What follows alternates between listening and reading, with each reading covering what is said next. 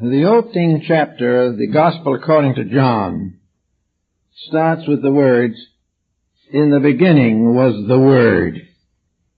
And this term, the Word, has gone around the world in the religions and sacred teachings of nearly all of the great faiths. Every religion has a secret or sacred word, usually a synonym for deity, but also representing the divine process, the outbreathing of existence. In this little planet where we live, probably the only creature that is capable of even attempting to understand the mystery of the Word is man. Humanity has the power not only of speech, but of articulating through speech thoughts, ideas, emotions, and all a wide gamut of intellectualisms, emotionalisms, and physical attitudes. Therefore, we should give some thought to the use of language, use of words. And that is probably especially practical at this time, where we are on the verge of a political campaign in which a great many words are going to be used. They're going to be thrown in all directions. And as we study them, we will realize gradually that words are dedicated to three different levels of usage. The first and most important level is the word as truth.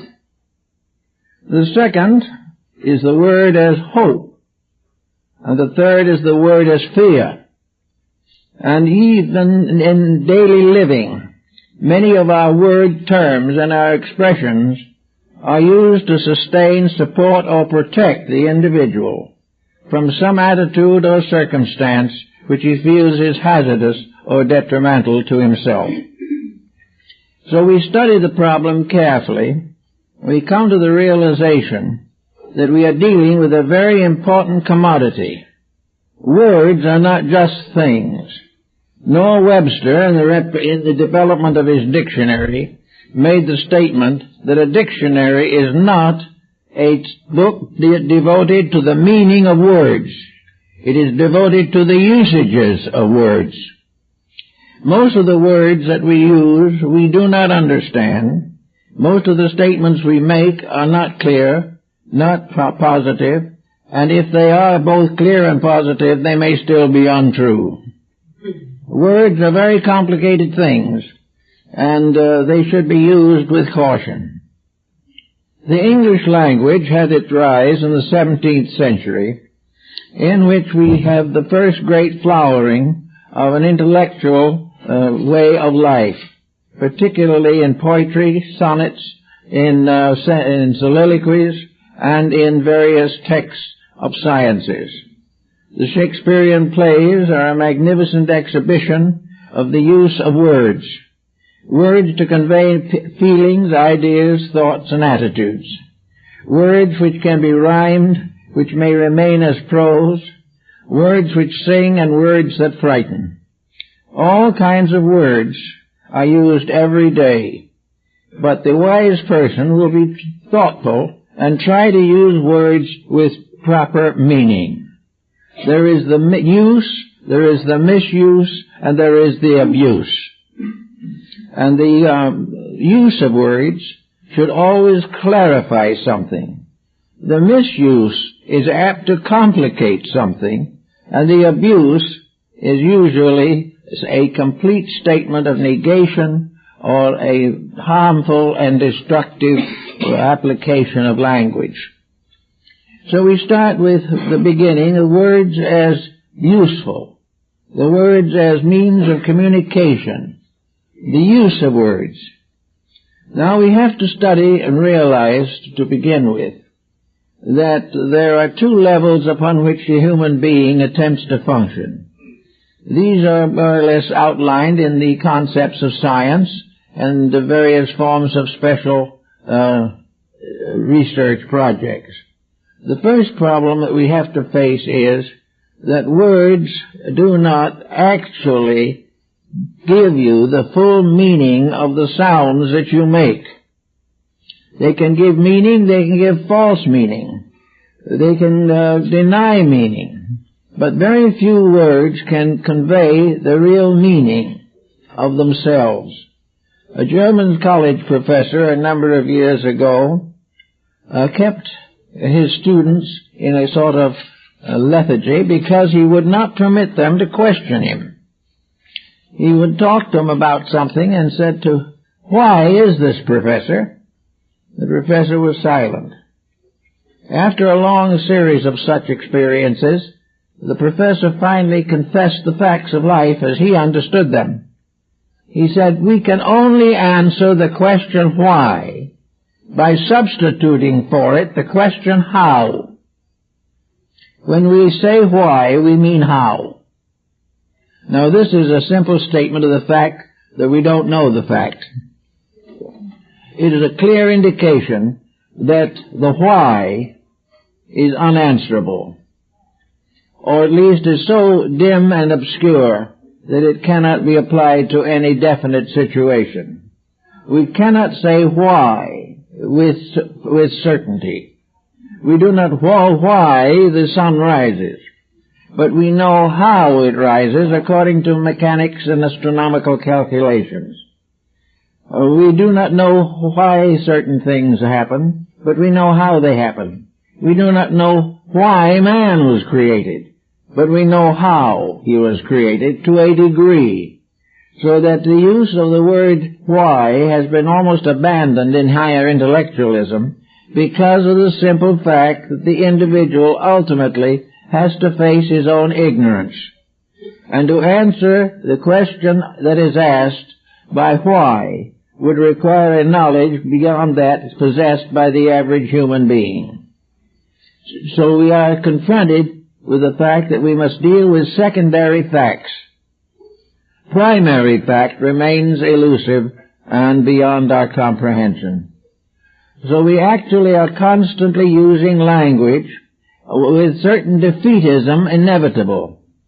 In order to speak a language correctly, we have to do what some of our earlier ancestors did, and that is make a life discipline out of language. In other words, if you use words, then you must consider them part of a science that must be conquered by itself. If you wish to be a grammarian correctly, you have to make words a matter of serious consideration. You cannot just open your mouth and let anything come out that it feels like appearing at the moment. It has to be disciplined. To make words consistent or meaningful, they must be disciplined. A superficial statement has very little basic authority and very little probability of complete fulfillment. So we start with the question now as to why we cannot ask the question why. And that is because of the absence of knowledge of first cause. Behind the little world we live in at the moment is a vast purpose. We feel sometimes that we are touching the hem of that purpose. We believe that that purpose can be approached. But in sober substance, all such speculation is lacking in final formality. We cannot answer the question of why the universe was created, or why God in infinite wisdom created the capacity for evil. We don't know, as to one theologian asked, how it happened that when God created paradise, he also made the snake. Now, did he or didn't he? And then we come to the why again, and we don't know the answer. We do not know most of the answers that are in depth. And this in itself is important. It tells us something that we all should understand. We should realize that the use of knowledge is largely to discover the cause and source of things. But in our daily lives, we do not pay much attention to this. We are content to drift along on the surface, allowing the moods of the moment to control the use of words. This is not the way it should be. At school, for instance, we learn to liken words to objects. But even when we apply the word to the object, we have lost something. We have lost inner meaning. We call things by the name. We say this is a carrot, and we therefore get a good mark on our examination paper. But what is a carrot? Neither the student nor the teacher knows, actually. It becomes merely a term to define the fact that we have accepted the language which we are studying, and that in that language this particular vegetable is a carrot. But this does not tell us a thing about the carrot. It only divides it from some other vegetable. Why it is divided, how it is divided, what the life means, we do not know. But from the very earliest times, human beings attempted to find ways of learning the true meaning of the things which they classified. And in the old hieroglyphic languages, they aided themselves by making pictures of the object. Pictures would be carved in stone, or pressed into clay, or written on paper or parchment. They made likenesses of the thing they were trying to discover or decide. And in this way they had a little more dimension than we get from words, because we then add picture or likeness, and this becomes a very valuable factor. But all the way along, particularly in the modern world, words have to be carefully considered and weighed. They can be the cause of war. They can result in riots. They can bring down the stock exchange in a bad catastrophe. They can do all kinds of things to us that we do not appreciate or understand. And just as we are not permitted by law to injure other persons physically, we must sometimes realize that we can more profoundly influence and injure them verbally. Words are powerful things. The ancients had the magic of words. They used mantras, spells, incantations, by means of which they could produce various magical effects. Words in prayer are used by most religions as a means of invoking the presence of deity or placing the mind in a mood of receptivity to truth. Words have always been very powerful things. They were powerful before they could be written. And in the writing down of words, we again produced certain misstatements, which we have had very great difficulty in trying to correct. But for all intents and purposes, at the moment at least, we are working with a verbalization that can change the course of history. Every single word that we use can be of profound influence upon our future, or bring back material from the past which were best forgotten. To use words, then, we must use them correctly. Up to about 100 years ago, in the public school system of most civilized countries, language was a very basic subject. We did not simply grow up and become able to speak languages because of environment and circumstance. The English language is a very important language, but it is one that is seldom studied scientifically and philosophically for the purpose of knowing the true strength, meaning, and power of word sound. The Oriental peoples have realized that every letter of the alphabet and all combinations of letters are magical patterns, magical forms. They even go further than this. In Indian philosophy, each letter of the alphabet is a living deity. And out of the combinations of these deities, sounds are produced. The vocal cords are a kind of vina, by means of which the individual can make a melody of his thoughts, emotions, attitudes, and beliefs. But words are alive. They are powerful. The esotericists of Europe, such as the Rosicrucians and those schools, held that words were so powerful that once spoken they never die. That a word goes on as a rate of vibration forever. and that from the lyrics must ultimately be born a new form of generation, by which propagation will be by the spoken word.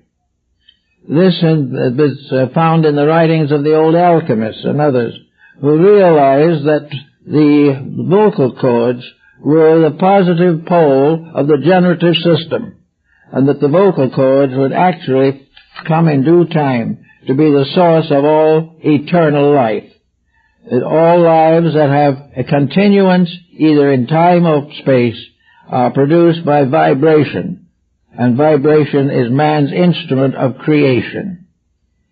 We don't realize this now, and probably won't for a long time, but the fact remains that if we say a word, that this is a sound that is a part of life. It becomes an eternal part, just as much as a germ or a cell or any other minute unit of life goes on, even though its echo dies out. So we know that if they say a word that is destructive, that it adds to the burden of the world's misery. All these different things, like different types of human error, accumulate.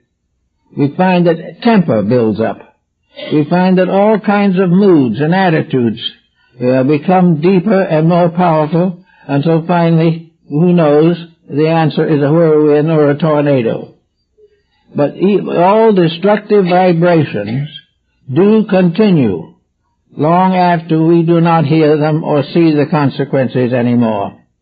Everything that is negative destroys part of the harmony of life. And as long as the human being is devoted to anger, hate, fear, jealousy, he will also have to pay for these moods in sickness and misery. Therefore, in using words, we should be very careful to use only the ones, and you use them properly, that will most likely produce concord, harmony, amity, and relationship. In this particular case, I think in the words we can say that use of a word is to convey meaning as far as is possible. The word is used to say something that is, to us at least, true. It might not be true to another person, but if it comes from the true course of our own integrity, then the word is properly used. In conversation, there is no need to constantly consider these techniques, but there is an over problem which is usually solved by outside circumstances. By religion, for example, the individual is induced not to use destructive words. He is not permitted in his religion to nurse hatreds, nurse jealousies, or think or speak ill of other people. This being true, the words themselves are tempered and become less powerful for a destructive end. Also, the use of good words accumulates. The kind word never dies. The gentle word never dies. The creative, the helpful, the hopeful words, these live on. They go not only to the person to whom they address them, but they are rates of vibration. A word is something that man can create, but which does not die after it is once created. Therefore, words, like thoughts and emotions, are immortal. They go on long after what we have suspected they stood for. And the word in itself, passing into another life, another person's life, and influences the life of that person, changes a habit, corrects a mistake, strengthens a hope, and therefore continues to be an immortal factor, not only to the person, but to the generations which follow after. Also, therefore, the misuse of words is a very serious mistake. Now, a misuse can come from ignorance, which the individual cannot help, because he is not well enough informed. But on the other hand, if he is ignorant, and he uses the wrong words, and gets himself into difficulties, this should be an inducement to overcome or change the basic nature of the individual himself. Usually, negatively used words in good-natured people represents a type of ignorance. It represents the fact that the individual does not think carefully or does not actually know the correct approach to a verbalization of something that they hold as important. But it is definitely part of life that any individual who can speak, anyone who can use words, must be able to understand words and must recognize basic meanings and use these basic meanings whenever possible. Not long ago, a couple of professors got together to have a very hot and contested argument between two schools of philosophy. And instead of starting out browbeating each other, each one said to the other, before we start this discussion, what is going to be the keynote? What is going to be the basis of our discussion? Are we going to follow Immanuel Kant primarily, or are we going to follow Leibniz? What type of philosophy is to provide us with the terms we are both going to use? If one speaks as Kant and the other speaks as Leibniz, the argument is inevitable, and the consequences are uncertain. Someone will not understand, and the other one will probably misunderstand. So first decide the words you're going to use before you start using them. Do not speak in a way that the person you address cannot hope to understand your meaning, or has a meaning so different from yours that the facts cannot be disseminated. Try to find a common ground of language. The common ground of language, as the Pythagoreans noted, is the simplest possible approach. All affectation in words leads to obscuration. The more difficult the words, the more learned they sound, the less they impart in terms of value. Pythagoras suggested definitely that the best way to correct the difficulties of language was to keep quiet. And he advised this so firmly that he practiced 5 years of silence himself and required the same action on the part of his disciples. If an individual doesn't speak at all for 5 years, he's going to make a series of discoveries. And much later, several hundred years later, Apollonius of Tyana became a Pythagorean long after Pythagoras had departed. But he decided also to take the 5-year silence in order to test his own inner resources. He also found out, as they do in India, that silence is an answer in many ways. First of all, the individual does not make a very serious mistake by not passing judgment. He also does not get himself into too involved a situation in conflicts of ideas, and he is inclined also to allow the person to solve his own problems, which most of us are slow to allow. We like to, when a person brings a problem to us, our first thought is to solve it for him. We will solve it the way we would want it to be solved.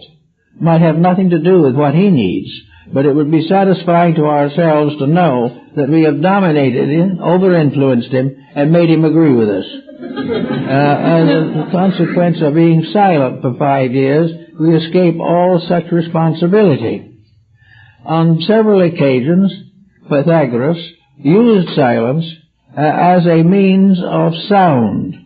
He used it as a kind of music, as mysterious silence here and there in conversation, words left out but implied only, so that the listener was able to decide for himself what the real meaning was, rather than allow the master to force a meaning upon him. Following this same habit, Apollonius, on several occasions, made tremendous contributions to the improvement of society without speaking. On 2 occasions, he stopped a riot without opening his mouth. His mere presence and the dignity of his silence stopped the riot, whereas had he taken sides, it might have continued for hours and days and had many terrible consequences. Silence is often the best answer to questions that are highly controversial. If they are highly controversial, it is obvious that there will not be a common agreement. It is also possible and obvious that if the individual is forced to agree against his will by the weight of argument alone, which does not, however, actually convince him or convert him, then he will continue the same mind and will fight out the situation at a later period. There is no need for this type of thing. Now, in our daily life, we also should censor our words. Today, we are confronted with a tremendous array of bad taste in connection with words. Entertainment is loaded with words, thoughts, and attitudes now made vocal, which are against the better taste and judgment of mankind. We also know that the various plays have moral and psychological influence which is unworthy and unreasonable. Therefore, the answer is one way is to keep your mouth shut, and the other way to close your eyes. With those two objectives attained, the individual is then able to think for himself. The problem of rescuing the mind from exposure to ulterior motives and propaganda is a very real and serious problem today. Most of the difficulties that are confronting two-thirds of the world are due to words, badly chosen, backed by force, motivated by jealousies and greed, and with no values in the basic purposes of life. The Neoplatonists of Alexandria used the concept of words to be a sacred procedure, that any word that is spoken must come from the soul. If it does not arise in the soul and bring the mind into order, then it cannot be safely communicated to the outside world. All of the way along, the individual must put a bridle on his own tongue and must use words to be of value to society and to himself. Nearly everyone gets into trouble with words. Homes are broken by them. Arguments split families wide apart. They also divide nations, continents. Everything you can think of will come into verbal conflict over words. These words are used often to support physical force or to cause it. Actually, most of the troubles of mankind are due to too much talk and too many arguments, which are totally unnecessary. Many creatures do not speak. They do not need to, because habit and instinct and a kind of psychic overtone gives them the communication they need. With man, however, the problem of speech remains to the bitter end a matter of great concern to all human beings. Historians, of course, use words to influence the reader, and it is generally admitted today that 90% of history is written by victors at the expense of the vanquished. We always make a villain out of the loser, regardless of the circumstances. So we have all kinds of problems in history. We take the words, we believe them, but we don't know whether they are true or not. We make truth's choice on the basis of what we want or what we expect or what is in common to our present consideration. We decide that the historian is correct if we agree with him. He is incorrect if we disagree with him, when in reality the facts of the matter are seldom actually considered. Now another, we can say there's the use and misuse, and there's an abuse of words. Now, the most basic abuse of words, of course, was in the medieval and ancient times in magic, black magic. All kinds of spells and invocations came into existence for the purpose of injuring people, destroying enemies by psychic means, the invoking of spirits, the invoking of demoniacal monsters. The whole science of necromancy was based upon spells, conjurations of words. Also, we might know that as opposed to these are prayers, which are probably the highest usage that we make of words. is to pray if our prayer is simple and honest. If our prayer is greedy, or if we are very highly selfish in our thinking religiously, then we fall back into trouble. But we may say that prayer is the white magic of words, and that necromancy, spells, and conjurations are the black magic. So that every word that we do say, regardless of what it is, has some kind of a consequence. It may be spoken to the winds, but it still has a consequence. It may be spoken in haste or at leisure, but it is still an important thing. And it is something that should not be allowed to escape the control of the will or the integrity. We find people who would never really hurt anyone who will lie about them. We know people who will gossip and who love to carry stories and things of that nature. We find others who have a tendency to downgrade anyone who is in their environment because of jealousies. We find all kinds of misuse of words to the satisfaction of negative attitudes or purposes. This is something that from the standpoint of our daily life we should give a lot of thought to. Because over the telephone in the course of the day, enough gossip goes back and forth to break 1,000 homes. It's not intended to do it. It's not done from complete viciousness, but it comes from the idea of communicating something not generally known and enjoying the sense of being party to a secret. In all substance, these things are wrong, and let's see, the vibratory consequences are worth considering. Suppose for a moment you have a little bit of gossip that sounds rather good to you. You want to tell your friends about it. There are things happening inside of yourself. The first thing that might happen to you would be to question the integrity of the information. This, however, is usually passed over lightly. We assume that our friend knew. The second problem is, who is it going to help? Is the sharing of this information going to improve something, or is it going to make something worse, discredit or disparage? Usually gossip and slander hurt, but that's not where it ends. That little phrase that hurts, or the thought behind it, keeps right on living. It gradually mingles with others, and gradually we build a political situation, or build a domestic situation, or a community situation, in which values are destroyed by loose talking, or by uninformed communication. All these things add up. They don't fade away. They do not disappear into oblivion. These things keep on living, and the ancient people believed that all these little thoughts became imps. All negative things were little demons, all beautiful things were little angels, and that the individual guards himself by surrounding his life only with good things, and the good things in this case being a consciousness within himself of fairness and integrity and of forgiveness. There are many cases in which forgiveness is an important problem in vocalization.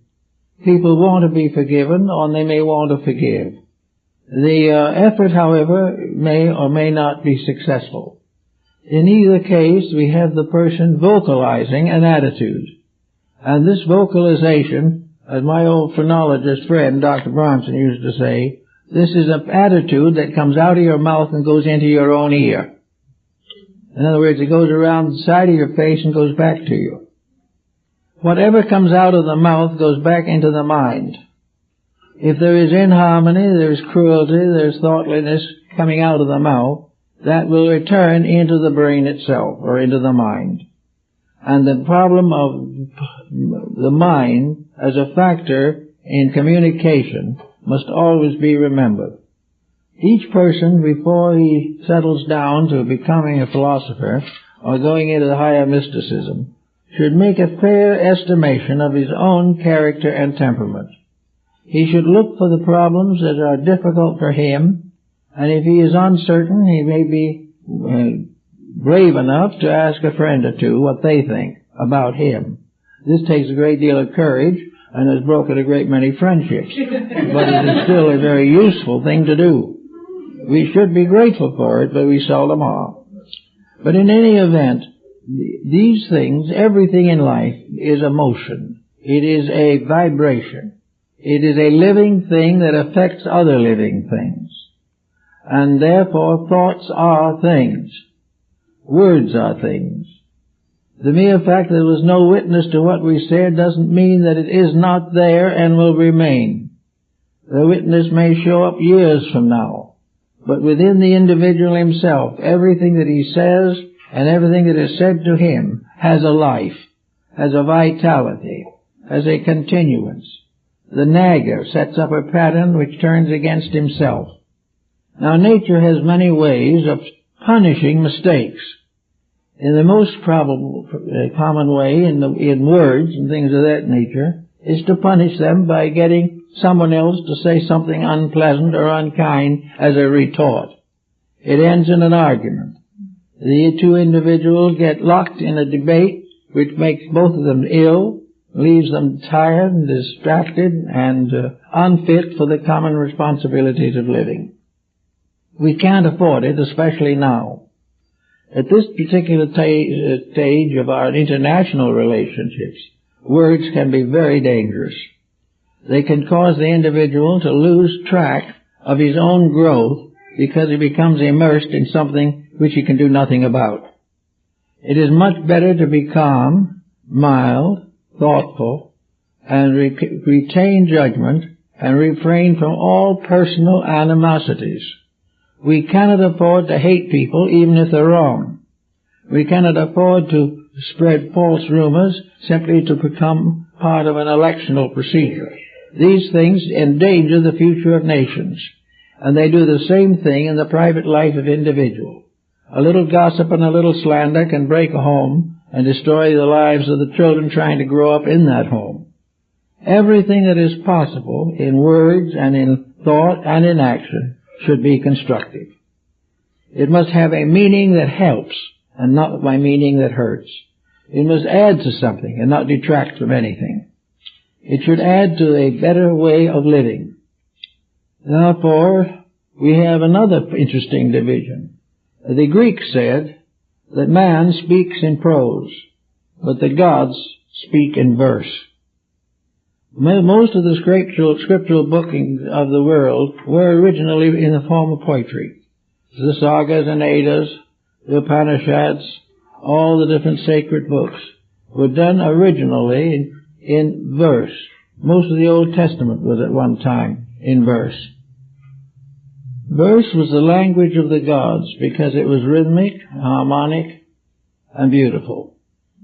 And it went along with a certain cadence within itself. It continued to appeal, and good poetry still is a marvelous civilizing force.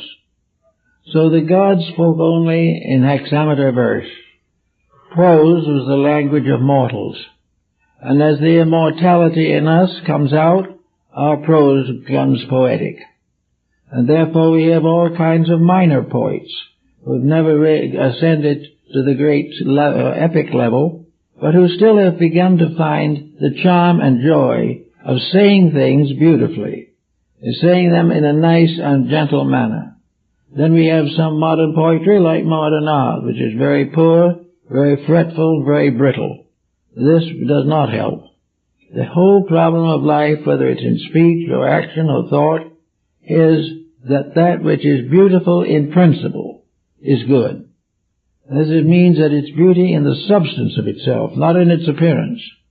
But that which is beautiful means that which is ideal, idealistic, that which is harmonic, that which is reconciling of differences. All of these things become the burden and opportunity of the peacemaker, who is entirely and certainly rewarded for it. Blessed is the peacemaker. So we have in language all these things to think about. Our children today are not taught basic language. They are taught the names of things and believe if they have the name that they know the thing. So if someone's asked them, what is a carrot?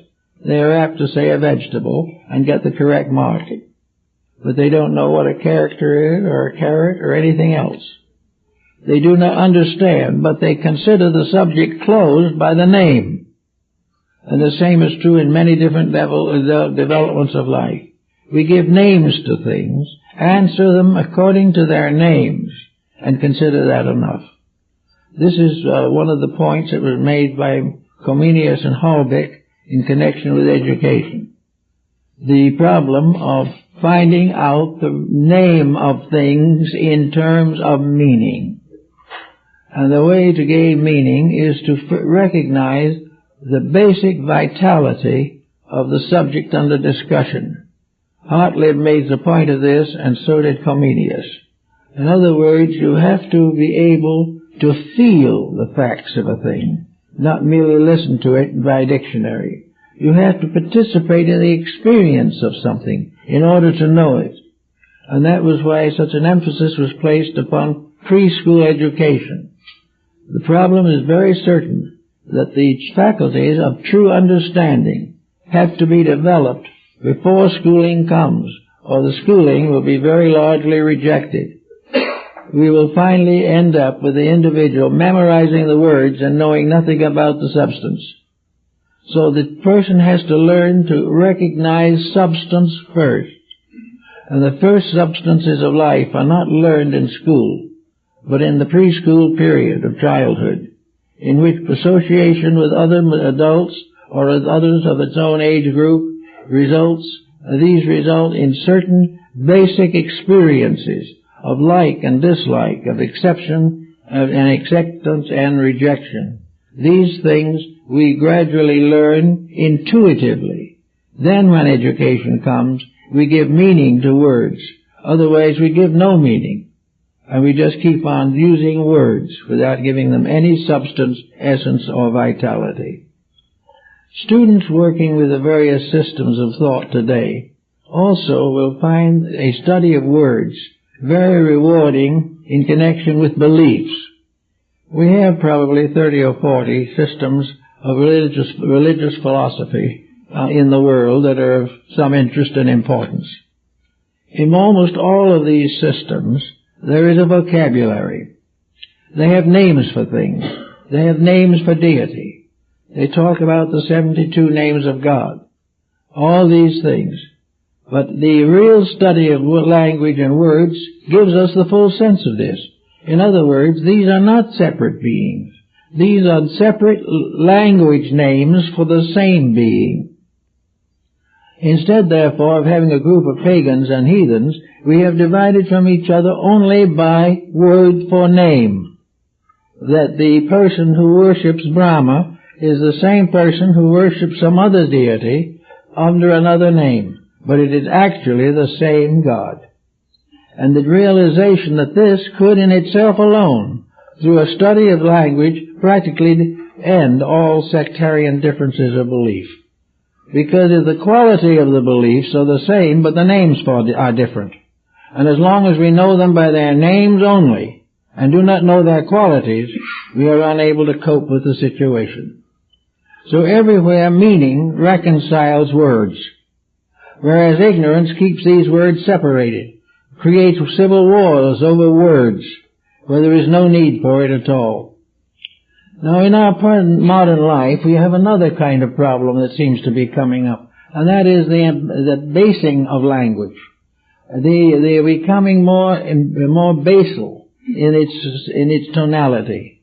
We have gone downward into what we might term basic English, but which is really very largely the lowest possible use of words. We use, therefore, profanity and many things of this nature, which become common usage, without realizing that all of these things are just as dangerous to our system as marijuana and cocaine. The destruction of the overtones of a language can be a great disaster to the human being. It can subjugate that human being to a level of life very much below that for which it was originally intended. It is necessary, therefore, to correct much of the problem of life through a better understanding of language. We have it here now more than we did have, because in this country, for instance, we are bringing in peoples of many different nations and races. We are creating a highly polyglot civilization. And these civilizations will remain more or less separated for several generations because of their ancestral backgrounds and because of their particular religious emphasis. We have to find answers to things that separate. And ignorance of the meaning of words is one of the great separating factors in civilization today. So we have to go after all such terms and also other terms. What is liberty? What is freedom? These are words that are bantered about. And yet what is freedom? Freedom cannot be merely the right to do as you please. Freedom cannot be every individual living his own life in a civilized society. There has to be some understanding of the word freedom, what it really means. And of course, in the last analysis, it really means the right of the individual to be right. It is his possibility to be what he should be, and which he never or very seldom actually is what he should be. So we have liberty as the right of the person to be a decent citizen, the right to have a free understanding of the good in all things, the right to appreciate his neighbor, the right to go above differences to the great essential unities of life. If these things are not appreciated, then the words have failed to carry their message. So we have all over today all kinds of cliques and clans and sects. We have anarchists and activists all fighting really over the same thing, all actually missing the point. Missing the real point of the whole thing being that truth makes peace, error makes war. If the individual understands the facts of his own faith correctly, he will discover that the faiths of all others. But if he becomes merely a bigot of his own, and intolerant of all that he does not believe to be true, then when he attacks the other person's belief, he is only attacking his own belief under a different name. All of these things come out in the study. Now we have new words all the time. Words usually are increased by various specialists and special phases of life. As various arts and sciences have become increasingly complicated, new words are continuously invented. Some of these inventions are trivial, some of them are really of no significance whatever, but gradually a language builds up to immense proportions. And as it grows greater and greater, it has a tendency to separate the various strata of civilization. By the time we add 10 or 20,000 highly specialized words to our vocabulary, we have lost contact with millions of human beings to whom these terms will never be familiar and will never be generally useful. It is therefore very important that we divide language as the Egyptians did. The Egyptians had two kinds of language. They had the language of the marketplace and they had the language of the temple. The sacerdotal languages were not communicated to the public. You couldn't buy and sell apples with the sacerdotal languages. They had their own argot, sufficient to the needs of commerce. But those higher terms of language were reserved for meaning that was exalted and was not going to be degraded by being tossed down to a group of persons who would never understand them. So that the languages are of two types. There is a language suitable to the physicist. There is a language that has a special meaning for the physician. There is a language that is particularly necessary in the courts of law. There are languages in laboratories and in research groups and in all kinds of trades and professions. But beside these, there has to be the common language. And that common language is simply the common usage of words for the purposes of living and the purposes of communication. We cannot communicate with specialists except in their own terms. And gradually they restrict their own interpretations until they subdivide into infinite numbers of groups. Yet behind it all, under it all, is the common language that we have to use for the needs of life. We have to say, I'm hungry, I'm tired. We have to say, I am old, I am young. And we have to use a whole world of common usage which should be kept as it is, primary and just. And no specialized language should contradict the general voice of the world. The specialized languages are for certain purposes, but no specialized language should be substituted for the basic language of our daily needs.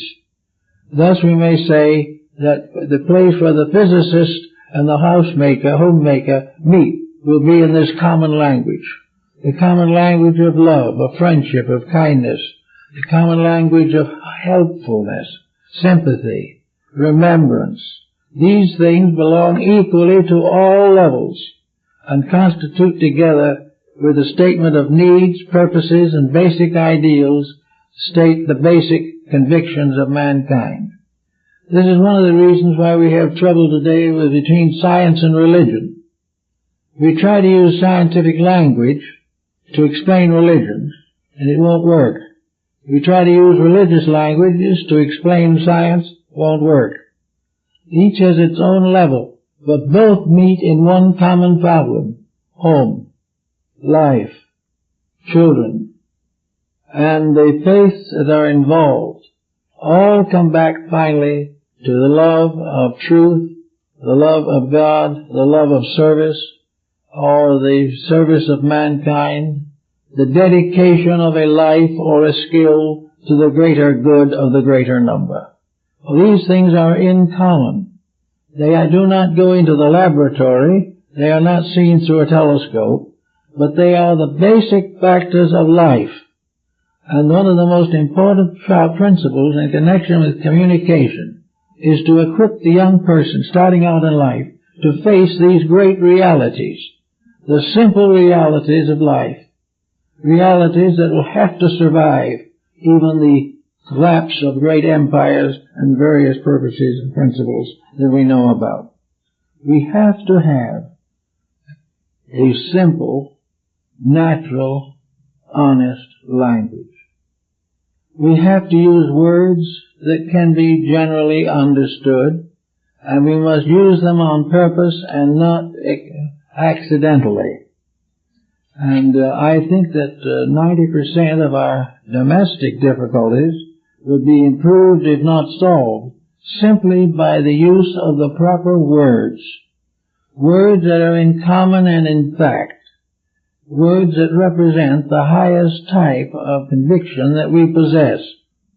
In every country, ancient and modern, the principal foundation of international relationship has been on the religious level. It is on the level of faith, the level of veneration for good, of the Golden Rule and the Sermon on the Mount, that we have been able to find common ground for understanding and for patience and all the things necessary for daily living. Therefore, this type of language is fundamental. We should make greater use of it. We should not be lured into long words simply because they sound impressive. We should not be lured into all the adjectives and all the adverbs that come along. What we are looking for is a simple yea, yea, and a nay, nay. To do or not to do, that is the question. What we say, what we believe, what we think, should be a straight statement of ourselves, in the fewest possible words and in the shortest possible sentences. To get to near the facts, the more elaborate our discussion, the further we are from something. We never are able to cross the intervals as long as we allow excuse and elaborate interpretation. In the old days, many people were very unhappy over the churches. Many of the old churches were very much given to lengthy sermons. When the pews were solid wood without cushions, and most of them didn't even have a back, and the beagle was watching constantly, it was not easy to listen for 2.5 hours to a rather dry sermon by an uninspired preacher. It was just more than most people could endure. We've gradually gotten it down now to about a 15-minute sermon. This was always suitable, always proper, because it would not be the length but what was in it. A message that all one would understand could be given in 15 minutes. From that time on, you began to lose people. And by the time you got through with 2 hours of it, most of the meaning was lost. In the minister himself didn't know what he was saying. These differences are being changed, but now we have 15-minute sermons. But unfortunately, they're not too vital either. Something is happening. The facts of life are being constantly obscured, accidentally or purposefully. We are doing everything possible to complicate our condition so that it will be more and more difficult to understand it. The danger being that if we understand it, we know we are wrong. If we understand it thoroughly, we wouldn't do it. But not understanding it thoroughly, we do it enthusiastically. We have forgotten that our ignorance is carefully concealed under an elaborate intellectualism that has nothing to do with common sense or with the realities of life. We are failing not in the fact that we're not getting that spaceship off the ground right at the moment due to combustion problems. We are not in trouble from those kind of causes. We are in trouble because on earth here we are not able to face facts. We have talked ourselves out of reality. We have made a complicated pattern with marvelous vocabulary, with new uses of old words and old meanings of new words. We've done everything possible to obscure the simple fact that we're in trouble. We know that the world is in trouble, but we can't face it that way. We can't do it as some Middle European family would have done it 200 years ago, simply admit we were in trouble. Now there are all kinds of complications.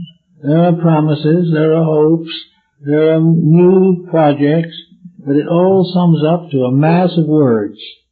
And the mere mass of words cannot obscure the problem that we're in deep trouble. And this trouble is being intellectualized, dramatized, and vocalized so that we won't recognize it. But it's there just the same. And it's going to be there till we do something about it. So words will never do it. The thing that will have to be done is certain simple processes will have to be transformed from vocalisms and verbalisms to simple acts of doing it now, to do the things that are necessary. A few words, well spoken, will take care of the situation. We have too much to say because by doing it that way we can conceal so little that we know. And if you talk loud and fast, people will suspect us of intelligence. When in reality, that is the proof that we are not thinking. And words become the basis of the release of thoughts. But only a thinker can have words to say that are worth anything. So the individual must grow up inside of himself before his words are important. We have had in the course of time a great many people come in asking help and so on. And in many cases the problem is simplified to one very pointed point. Namely, that people have taken advice from other people, and these other people didn't know what they were talking about. And yet they had the sense of authority, the power of authority, and perhaps the legal power of authority. But they were wrong. Trying to follow them, people got into further trouble. Actually, freedom under a democratic system is, as I said before, the right to be right. It is the possibility of the individual having the right and privilege to do his own thinking. and in thinking to prepare his own concept of life, and in preparing his own concept of life, gaining a point of view which enriches his words. If he knows what he's talking about, his words are important. If he doesn't, no matter how pretty they are, he's getting nowhere. So the individual, to use words properly, must also put himself in order. He must do the things that are necessary to prove to himself first, and later to others, that the advice that he gives is founded upon fact, not upon hearsay, that he is reporting things known to be true, and not things that have been passed from one person to another as hearsay. We are now in the midst of preparation for another election. It's coming in the next few months, and it's part of a process. Now, the process isn't wrong. No system of government is really wrong if it is honestly administered. None is any good if it is dishonestly administered. And somewhere between the honesty and the dishonesty, there is another little level called ignorance. Nobody knows what the problem is or how to solve it. But we can get a good idea from this, imagining the votive power of the country as one person, the one voter. And in that one person are all the conflicts, all the uncertainties, all the debates that we have in a great political structure. This one person has to believe something, he has to say something, he has to do something, and he is like ourselves. He is in the midst of a situation that he cannot solve simply by political process. He cannot get himself or his world out of trouble merely by electing another person. The only way we solve a problem is to go higher than the problem. We've got to do something better than we did it before. The problem of having to do it again is not important. We may do it 100 times and still be in the same trouble. Each time we search for solution, we must transcend some phase of previous ignorance. If we do not do this, we have no solution. So our problem as an individual or as a collective is to realize that problems are solved by growth and not by words. But growth in turn can become words, and when it does, it's scripture. When growth inspires words, those words are inspired. But unless words are inspired by growth, the individual is speaking better because he knows more, because he understands better. Unless these improvements are present, the words are useless. Therefore, we must, as individuals, try to solve the problems of our personal lives. We must try to grow. If we go to a psychiatrist for a consultation, we must be able to use the advice that we get constructively. If we find home problems that need solution, we have to solve them. Today we don't bother to solve them, we walk out on them. And we walk out on them because today we are not studious. We are hoping and continually hope that we are living in the fun generation. And there's nothing very funny about what's happening. But we've got to learn to grow. And to grow, we've got to stop listening to other people and begin to do what in our own hearts and souls we know is right. If we keep on taking the advice of people who do not know either, we'll all be in trouble. So we have been given a mouth to speak with. And the Greeks had a little phrase for it that we have been given 2 ears so that we can hear. We have been given 2 eyes so that we can see. We have been given 2 nostrils so that we can breathe. But we've been only given 1 mouth because that is all we need to talk with.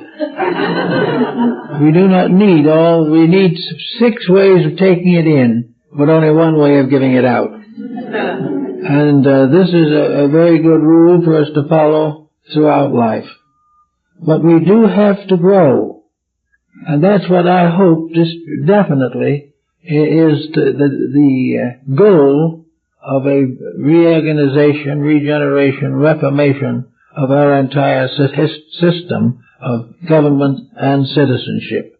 We've got to grow. We've got to outgrow waste. We've got to outgrow dishonesty. We've got to outgrow extravagance. These things we have to conquer. They cannot be legislated because we can vote anywhere we want to and any way we want to, but we're going to do what we intended to do. Therefore, the intention must improve. We must definitely realize the value of becoming better. We can only bring peace to this world when we bring peace to ourselves. We cannot go through one divorce after another and expect the world to be beautiful. We break the rules of nature, and we write books on why we can break them. But the books don't do any good. The books in time are broken themselves. We cannot break the rules and survive. And not being able to do anything but obey and survive, we have to learn why. Obedience is a happier condition than disobedience. And if we really want to be in a fun generation, if we want to live in a world of joy, we have to live right. That is the only thing in which the fun will never go bad. Otherwise, we will have fun for a day and misery for a lifetime. So we got to watch our reading matter. We never had as many books published on various subjects, particularly fiction, as we have today. In the old times, writing and publishing a book was a world event, and only the choicest things were issued. Today we are printing and publishing an infinite variety of material. Some of it is good. Some of it is passable. A lot of it is worthless. Out of all this mass of publishing and so forth, we gain our intellectual life. We gain our attitudes towards living, towards thinking, and towards all the personal factors of existence. We live by the examples of these books. We see them on television screens, we read them in books, and we see them in the neighborhood. And out of these things we definitely create our ethics. But what most of us do not notice when we see these things is the results. We don't see the misery that is the result of breaking rules. We hear an elaborate discussion of what to do, and when we try to do it, we're nowhere. We also have to realize that words can be treacherous. They can sound well and do nothing. And many, many products are sold on worthless words. We have them in written advertising, we have them in television announcements, and we have them on the printed page. These things may be very appetizing and inviting, but they're not true. We are constantly breaking the rules because we believe what we read or what someone says. And sometimes what someone says simply cannot be believed. And in religion and morality and ethics, this is especially true. We have to have the personal integrity of choice. The individual will have to read or listen to the right things if he wants to get himself put into proper shape. He will have to recognize the discipline he needs. He has to recognize that the only way in which he can get out of his own troubles is by correcting his own mistakes, and that anything that hurts others or hurts himself must be corrected. It cannot be allowed to be misunderstood indefinitely. And there is no way in which any individual, by a formula or a mantra or a symbol or some kind of a fetish, can change his disposition. He cannot escape the consequences of his actions except by correcting himself. We are gradually learning this, but it's the hard way. We can never be tyrannical and happy. We can never be fanatical and peaceful. Each thing has to be corrected in ourselves. And in so doing, we develop a new vocabulary. We begin to use words differently. We use words to support and defend principles. Not that they really need it, but it seems nice to do it. And we no longer will use words simply to support and sustain what we do wrong by quoting somebody else who did it wrong. These things have to change. There has to be a new order of life for us all. And this new order of life will mean a complete cleaning up of the dictionary and the vast accumulation of spoken and written word. The time has come when we'll have to use discrimination. We will have bad literature as long as we buy it. When we stop buying it, we won't have it. The same is true of our television entertainment. We will have just what we deserve or what we demand. When we demand what is right, we will get it. It isn't the case merely that we are being exploited by somebody who should do better. The person who is exploiting us doesn't know any better either. The real thing is both the exploiter and the exploited, by growing up, are mutually corrective of each other. They've got to learn more. And we've got to be careful in taking the words that are spoken around us and make sure that the words are not propaganda for some type of falsehood. We've got to not expect something for nothing. We've got to stop looking for bargains. We've got to stop believing we can talk our way out of our problems and settle down to the quiet, substantial process of growing. There is nothing really that matures us like growing up. And growing up does not necessarily mean frustration. It means an individual capable of administering his own life with dignity, and in the same way having a greater happiness and a greater security and a greater usefulness in the community. Cooperation here is a life of trade. Competition is its ruin. We are still trying to compete our way to world supremacy, and we will probably ultimately keep on trying until we exhaust our resources and exhaust our capacities to make mistakes. We have a good capacity for that, however, and it will take a little while before we wear it out. But in the meantime, words can be used to express our convictions.